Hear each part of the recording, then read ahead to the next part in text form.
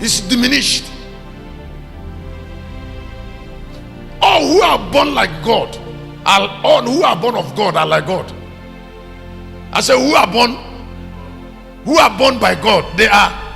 And God is God because God is extremely sacrificial. It doesn't fear. When Jesus came to the earth as Son of God, he died. We saw it. All the apostles that brought the gospel and established the principle of redemption, they all paid price. And then you go to social media, some idiots are fighting, are telling people why they should not pay tithe. Which tithe? 1/10?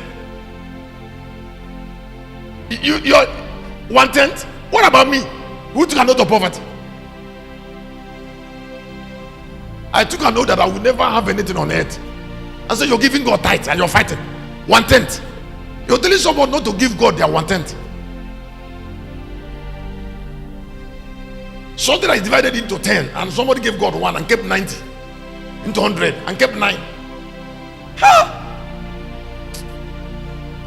You know, when white people want to destroy blacks, they will bring something like social media.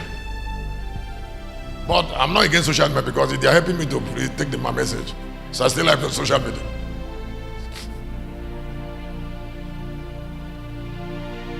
But black people will not know how to separate things. So somebody is arguing. Excuse me, just like you are hearing me. If the message I am preaching now bless you, if you give me seed to complement it, is it too much? Did I not come here from readiness?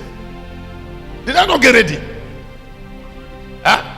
Have I not gone through pain to over 31 years to get used to something I'm sharing with you?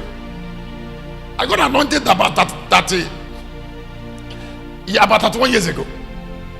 And then somebody said those pastors are they swindle people. I said, listen, if I am in a bank, should I not be an MD? If I have an MD to have 5 or 6 cars, is it too much for an MD?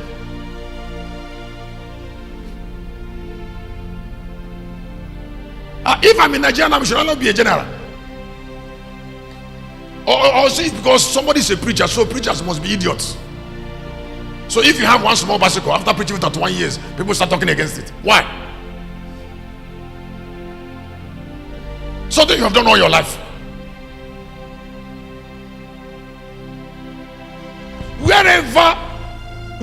Listen, God will not ordain people kings without taking anything from them.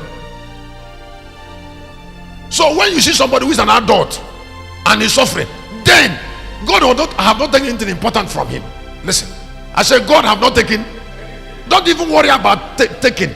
Just develop a consciousness that giving is important. Some people don't develop giving consciousness, they develop taking consciousness.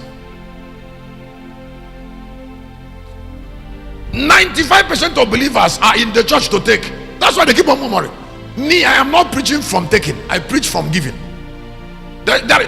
Listen, royal mentality is not a taking mentality, it is a giving mentality. Now that is why givers rule. Wherever there is poverty, lasted into time, it was taking mentality it was depravity. It was depravity that caused poverty. It was developing taking mentality. We have to share rice, and so the church feed on with people to take rice.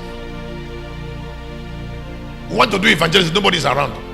Now all those things you see, they are the reason for shame.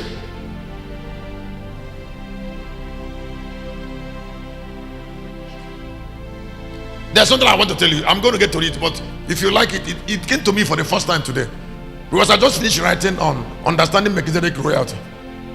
I said in that course, I said 2 things about Melchizedek. I said Melchizedek took tithe from Abraham and disappeared. What it means that Melchizedek gave his life to one man, such a royal life. Melchizedek added his life to Abraham and then disappeared. Melchizedek didn't meet 2 people. No wonder he was king of peace, king of righteousness, and king of Jerusalem. Because that mentality to give one man everything he has is a royal mentality. And royal mentality is not always destroyed. Royal mentality is an eternal mentality. Royal mentality lasts forever. That is why when people are very small, one of the ways to know that they are diminished is that what is in their mind. Listen, you don't look for diminishing people. Diminished people carry diminished nature.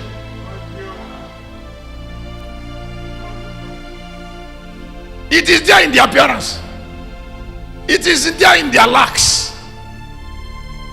It is there because their mentality is already crushed. So they live from taking instead of living from giving. Nobody rises from taking.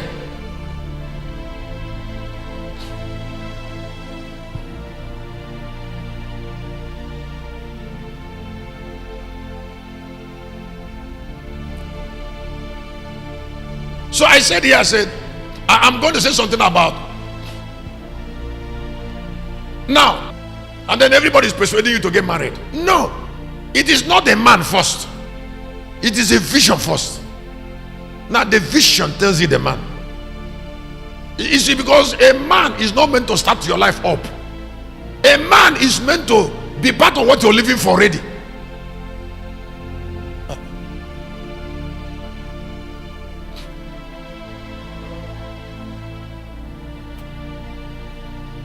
Now, when you are sure of what you're living for, you will not be distracted. Now, the program in Galilee is Watchmen Upon the Walls. The Bible said in Isaiah chapter 62, 6 and 7, it said, I have set sentry. Living Bible call it sentry. The King James call it watchmen. Now, sometimes they think that watchmen are prayer warriors. No. Watchmen are visionaries. He said, I set watchmen, that is sentries, upon the walls of Jerusalem to make Jerusalem a place. Now, the word watchmen, or if you like sentries, means people who their hands are on the walls and they are not meant to look at another direction.